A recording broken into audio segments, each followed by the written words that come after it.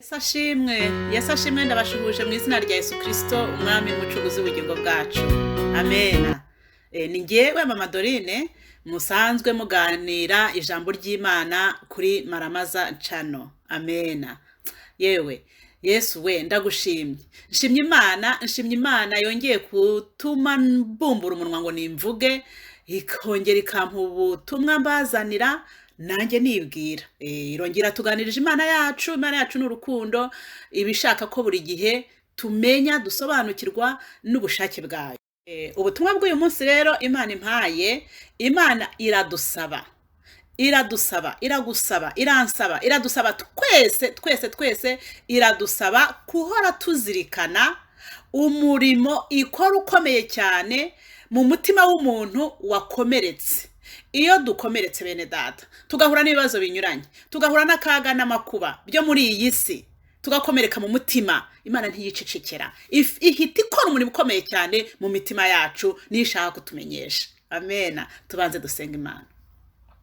Mana yacu, Mana igira neza, mu izina rya Yesu Kristo ndagushimye cyane kuri Imana y'urukundo. Ku ijambo ryawe riradubwira ngo udakunda ntazi Imana, ko Imana n'urukundo. Mana uradukunda, waradukunze uduha Yesu Kristo ngo adupfire ku musaraba, umwizera wese ye kuzarimbuka ahubwo ahabwa ubugingo buhoraho. Waradukunze, uradukunda, uri Imana nziza. Ndagushimye n'uyu munsi ko wongeye kutubwira ukaduhishurira umurimo ukomeye cyane ukora mu mitima yacu iyo twahuye n'ibikomere. Mana ndakwinginze usobanurire buri wese umwe muri twebwe amenya asobanukirwe, kandi uduhe n'ubushobozi, uduhe n'imbaraga, utwuze umwuka wera wo guhora tuzirikana. Dore umwanzi Satani ni umujura, ni rusahuzi. Satani aratwiba, ashaka kutwiba ibyo watubwiye ngo tubyibagirwe, ariko Mana ujye uhora utwibutsa tubizirikane. Urakoze ko wumvise Mana, nseze nizeye mu izina rya Yesu Kristo umwami n'umucunguzi w'ubugingo bwacu. Amen. Ubutumwa Imana yampaye uyu munsi ni umurimo ukomeye Imana ikora mu mutima wawe. Noneho imaze guhura n'ibyo bibazo, iyo umaze guhura n'ibyo bigeragezo, nishimye nanezerewe, ndavuga nti Imana ujye umpa nanjye guhora nzirikana iri hishurirwa uduhaye. Ihishurirwa rero Imana yari impaye mu buryo bw'iyerekwa. Nani n'indi maso ndangije gusenga rwose, noneho Imana inyereka umuntu yanyeretse umuntu wakomeretse mu ivi. Umuntu yarakomeretse, ntabwo ari igikomere kinini cyari kigiyemwo munsi, ahubwo ni nka kwa kundi umuntu ashobora nko kwitura hasi, noneho mu ivi hagakoroboka, uruhu rukavaho, hakazamwo utusebe ariko tutagiyemwo imbere munsi cyane.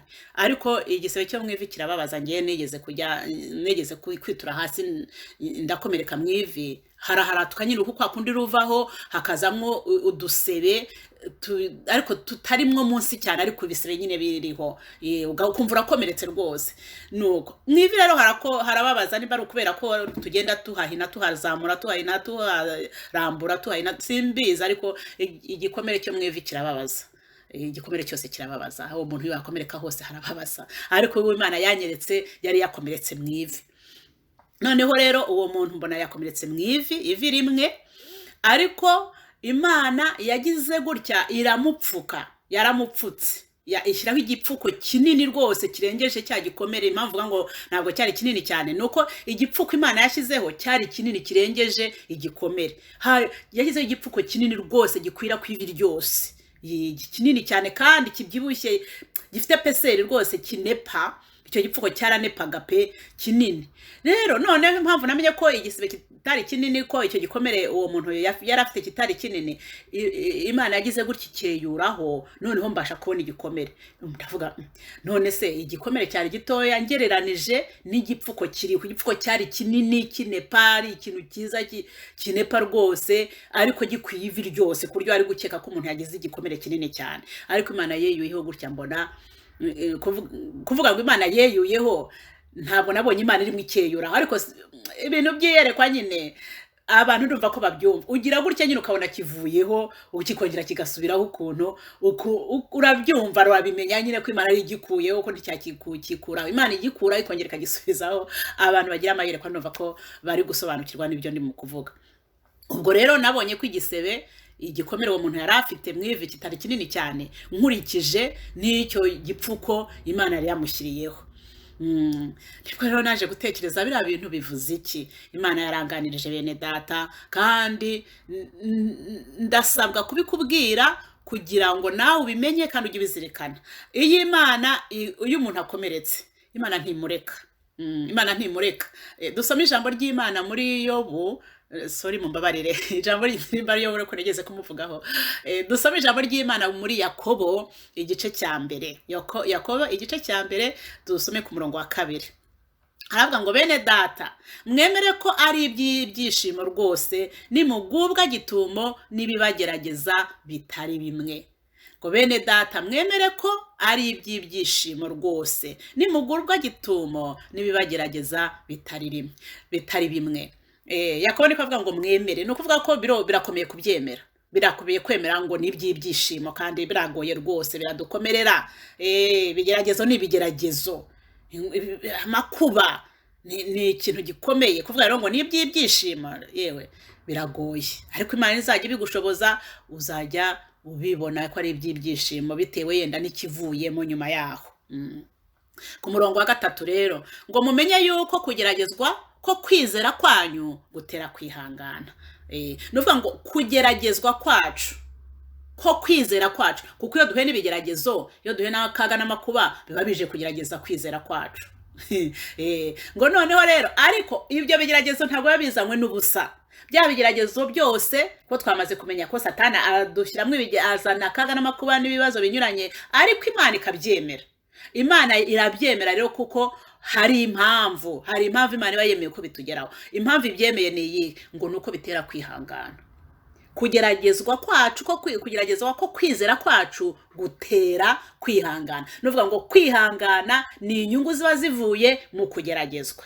Imana rero yanyipishuriye yuko, yambwiye yuko cya gipfuko ishyiraho nuko kwihangana ibigushyiriyeho. Haleluya, haleluya, Yesu ushimwe. Ukwihangana ni inyungu yo kugeragezwa. Uramutse utageragejwe ntabwo wagira ukwihangana, ahubwo kwihangana ukugira kubera ko uba wageragejwe. Kandi Imana nayo ntikurebera, ahubwo iyo ugeragejwe, ako kanya ukigeragezwa, Imana ihita iguha ukwihangana guhwanye na kwa kugeragezwa kwawe. Ahubwo twebwe abana b'abantu ko turebera mu mubiri, tubona kugeragezwa kwacu ari kunini cyane, noneho tukabona dufite kwihangana gukeya. Abantu benshi niko mukunda kuvuga ngo ngengera kwihangana gukeya, ngo ngengera kwihangana gukeya, ariko ahubwo Imana iba yaguhaye ukwihangana ahubwo kunini cyane, kunarengeje cya kigeragezo wowe uriho. Kuko nabonye cya gipfuko cyari kinini pe, cyari kinini ugereranije Imana yeyuyeho gutya, mbona ibikomere ni bitoya cyane ugereranije na cya gipfuko Imana yashyizeho. Ariko twebwe ko tuba dufite intege nkeya, twebwe abantu ko turebera mu mubiri tukabona intege zacu nkeya, ariko ntabwo ariko biba bimeze. Ikigerageza Imana yaguhaye, Imana iguha n'ukwihangana gushobora kujyana na cya kigeragezo Imana iba yaguhaye. Ndahasobanuraho gatoya. Ni ukuvuga uyu muntu nabonye yari umuntu wakomeretse mu ivi. Tuvuge uri umunyamasengesho, usanzwe usenga upfukamye. Niba usanzwe usenga upfukamye, ariko ukabugiza ikibazo ukomeretse mu ivi, ni ukuvuga ngo gusenga upfukamye bizakugora. Ushobora kuvuga uti sinzongera gusenga mpfukamye kubera ko iyo mpfukamye birandya, nzajya senga yenda mpagaze, nzajya senga nicaye se, nzajya senga ndyamye se. Uko wasenga ukavuga uti nzahindura uburyo bwo gusenga, ariko undi we akavuga ati ahubwo gusenga sinzongera gusenga. Imana irabibona, Imana irabibona, mfite igikomere kirandya, ntabwo nshobora gupfukama ngo nsenge, agahita bivamo ati sinashobora gusenga rwose. Imana nayo irabibona. Ibyo bishobora kubaho mu buryo bunyuranye no mu bantu banyuranye, ariko icyo Imana ashatse kutubwira ni ukuvuga ngo niba wakomeretse, Imana yagushyiraho igipfuko, yaguhaye ukwihangana, yagupfutse, kandi icyo gipfuko cyane paga pe, cyari kinini cyane kandi cyane paga, ni ukuvuga cyari very good, cyari cyiza ku buryo wagombaga kongera kujya ukomeza gusenga. Ntabwo byagombaga kukubuza gusenga, byagombaga kugufasha. Niba wari ufite akamenyero ko gusenga upfukamye, ukajya ukomeza gusenga upfukamye, kuko Imana yagize gute? Yagushyiriyeho igipfuko. Amena. Yaguhaye kwihangana. Icyo bishatse kuvuga yavuze ngo yaguhaye kwihangana muri icyo kigeragezo uhuye nacyo. Ibyo wakoreraga Imana, umurimo wari usanzwe ukorera Imana, ntuwureke. Niba wari umuririmbyi, komeza uririmbe. Nubwo uhuye nako kaga kameze gutyo, nubwo uhuye n'icyo kigeragezo kimeze gutyo, ariko umurimo wari usanzwe ukorera Imana, niba uri umuririmbyi, komeza uririmbe. Niba uri umuvugabutumwa, komeza uvuga ubutumwa. Ndibuka mwene data umwe yigeze guhura n'ikigeragezo kimukomereye cyane cyo mu muryango we. Ahura n'ikigeragezo gikomeye, kandi ikigeragezo cyazaga kimureba cyane, kimufataho, kuko cyari cyo mu rugo rwe. Cyari cyo mu rugo rwe. Noneho uwo munsi yagombaga kubwiriza, niwe yagombaga kubwiriza mu rusengero. Cyari ikigeragezo gikomeye cyane kijyana n'urugo rwe. Ibyo ibibazo byo mu ngo bari byinshi. Ikibazo kiri ku mugore wawe, ikibazo kiri mu bana bawe, kiba ari ikibazo gikomeye cyane.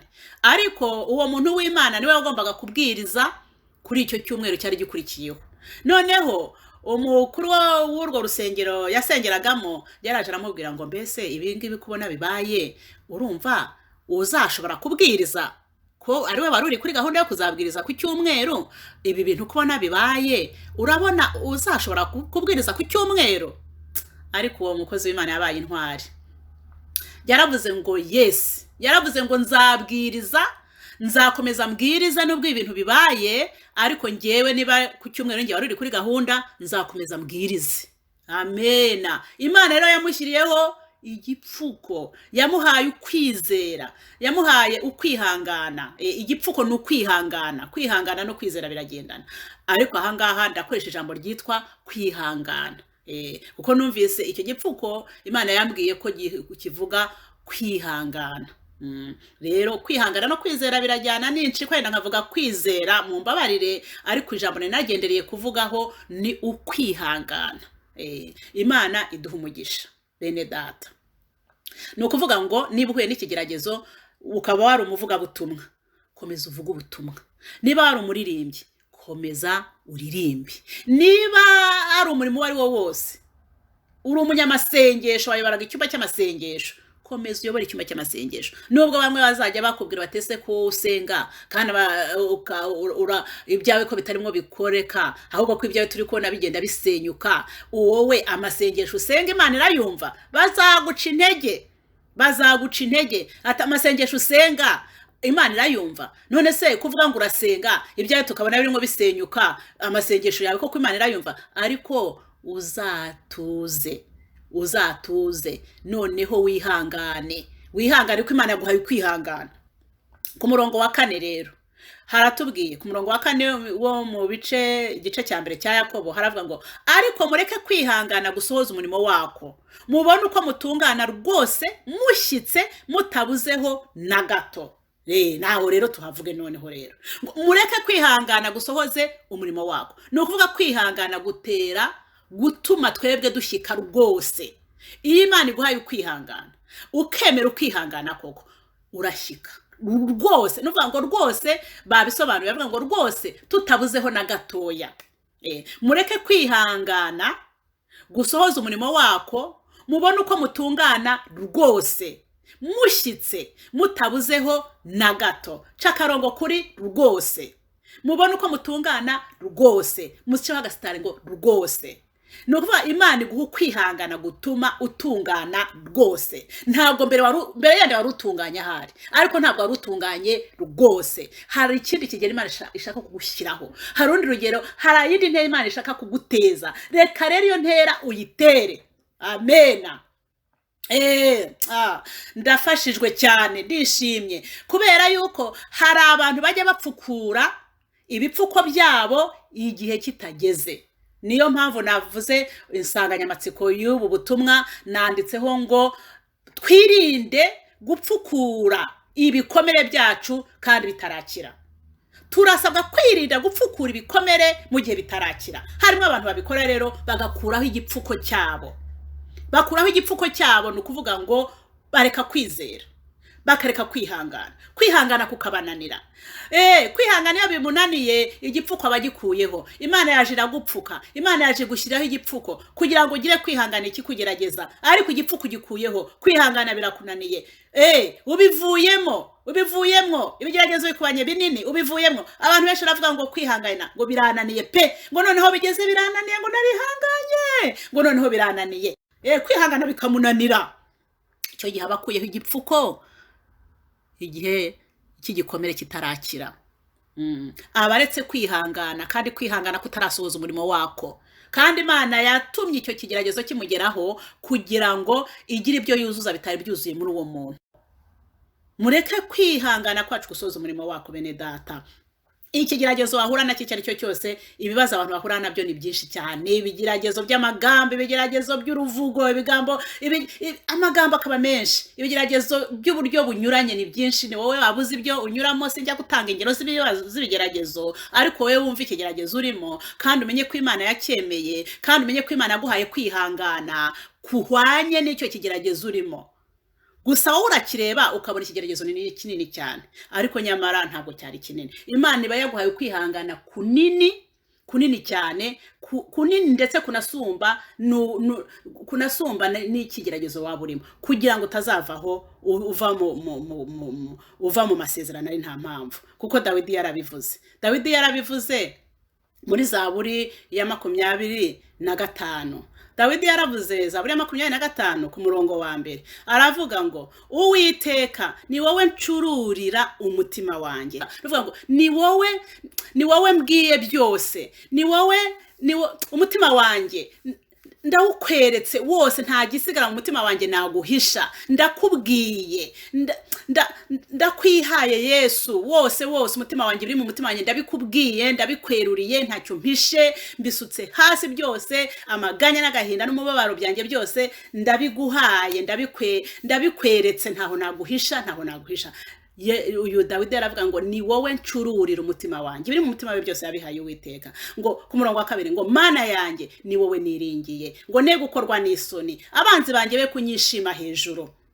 Ariko arangije ahita yisubiza ngo abanzi banjye be kunyishima hejuru, ngo ne gukorwa n'isoni. Ariko arangije ahita yiha igisubizo, aravuga ati ibi ni ibikindi mu kuvuga.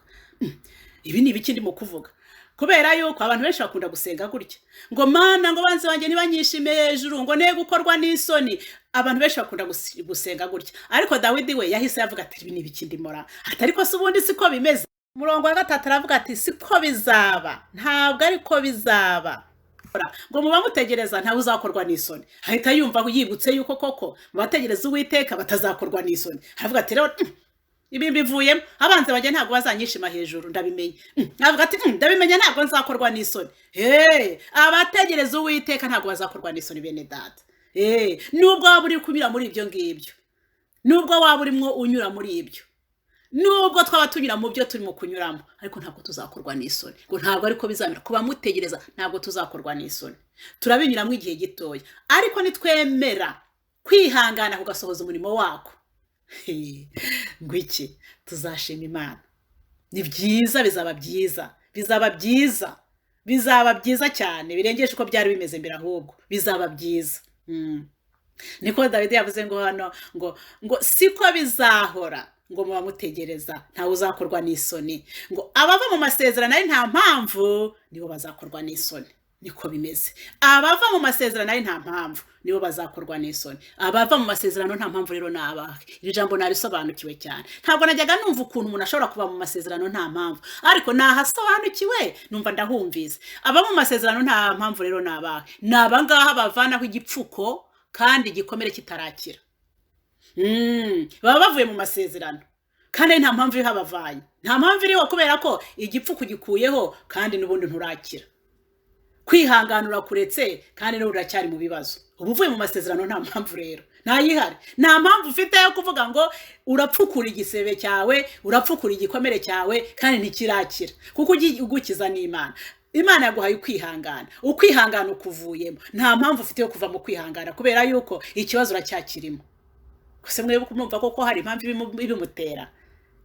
Niba ugifite ikibazo, ukwihangana ukuvuyemo gute kandi ikibazo kitarangiye? Ahubwo Imana iri kudusaba ngo nitugume mu kwihangana, nitugumisheho cya gipfuko Imana yadushyiriyeho. Noneho cya gikomere dufite kibanze gikire. Nikimara gukira kizaba cyakize nyine, ukwihangana kwacu kuzaba gushohoje umurimo wako. Rero Imana ntabwo ishaka ko ari umuntu n'umwe uzagira urwitwazo. niba wasenga gupfukamye Imana yagushyiriyeho igipfuko ugikomeza usenga upfukamye ni ukuvuga bishatse kuvuga mbese umurimo wari wo wose wari usanzwe ukorera Imana yaguhaye ukwihangana guhagije ku buryo ibibazo wakora nabyo byose uzakomeza ugakora umurimo wayikoreraga kandi n'ibyo bibazo ukibirimo ntabwo bizagomba gukemuka kugira ngo ukunde ukorera Imana. Niko bimeze. Nigeze kubaha ubuhamya ko bwambayeho ngewe Imana yarabinyigishije narabisobanukiwe. Ubu ngubu rero Imana irongera iranyibutsa ahari wasanga imbere hari ikintu uzahura nacyo kirengeje n'icyo nahuye nacyo, ahari wowe wasanga nawe imbere yawe hari ikintu uzahura nacyo kirengeje n'icyo wahuye mbere n'icyo wari warahuye nacyo mbere. Ntabwo Imana ni Imana nyine iturebera aho tudashobora kugera twebwe, ariko Imana itubwira hakiri kare bene data. Imana iguha umugisha, nanjye Imana impumugisha, kandi duhibizirikane, twongere tuzirikane yuko Imana iri kutubwira ngo twirinde gupfukura igipfuko igihe igikomere kitarakira. Gupfukura igipfuko ni ukuvuga ngo uvuye mu kwihangana. Imana yari yaguhaye kwihangana guhagije, ariko wowe ikigeragezo kirakunaniye kukihanganira, ni ukuvuga ngo uhemukiye Imana. Uhemukiye Imana cyane. Iri jambo icyamukagira umuntu utsindwa n'ikigeragezo Imana iba yamuhaye abahemukiye Imana, kuko Imana nta kitari yakoze kugira ngo muri icyo kigeragezo cyawe ukineshe. Yaguhaye kwihangana guhagije, yaguhaye kwihangana ndetse kurengeje, yaguhaye kwihangana kurengeje ikurikije icyo gikomere wari ufite cyari gitoya, ariko wowe iguha kwihangana kwinshi cyane kwari gukwiye gutuma unesha icyo kigeragezo. None ikigeragezo ntushoboye kukinesha, kirakunaniye, uhemukiye Imana. Ni wihangana uzemerwa. Numara kwemerwa uhabwa ikamba ry'ubugingo, iry'Imana yasezeranije abayikunda, kuko ikamba ry'ubugingo twese nicyo turi guharanira, ikamba ry'ubugingo twese nicyo dushaka, ikamba ry'ubugingo nicyo gihembo cyacu gihoraho iteka ryose. Haleluya. Nkwifurije yuko nawe waguma mu kwihangana, mu bigeragezo tuneshe, mu kaga n'amakuba tuneshe. Twihangane bene data, twihangane. Imana iratwihanganishije, Imana irakwihanganishije. Twihangane, kandi nitumara kwihangana ngo tuzahabwa ikamba ry'ubugingo iry'Imana yateguriye abayikunda bose. Amena. Imana iguha umugisha, nanjye nkumugisha. Dusenga Imana. Ndagushimye Mana, ndagushimye cyane kuri Imana nziza, uri Imana idukunda, uri Imana itadutererana. Yesu waravuze ngo niduca mu muriro uzaba uri kumwe natwe, niduca mu mazi uzaba uri kumwe natwe, ibyo tuzanyuramo byose uzaba uri kumwe natwe kugira ngo tuneshereze. Ndagushima ko ari wowe utanga kwihangana. Ihanganishe buri wese uri guhura n'ibigeragezo, ihanganishe buri wese uri mu kaga, ihanganishe buri wese uri mu bibazo. Utwihanganishe Mana, utwambike gukomera, utwambike imbaraga. Uwera wa Isirayeli urakoze Mwami, kongeye kutwibutsa kutajya utureka, wongeye kutwibutsa kutajya uduhana, wongeye kutwibutsa kuba uri kumwe natwe kugira ngo twihanganishe mu byo tunyuramo byose, kandi ibyo byose tunyuramo Mwami, ngo ubushaka yuko tugera ku kigero gishyitse. Urakoze Yesu, ukomeze kutwibutsa kandi ukomeze gufasha buri wese umwe wumvise iri jambo kugira ngo tukomeze kurizirikana. Ndagushimye, ndaguhimbaje, senze nizeye mu izina rya Yesu Kristo umwami wacu. Amen.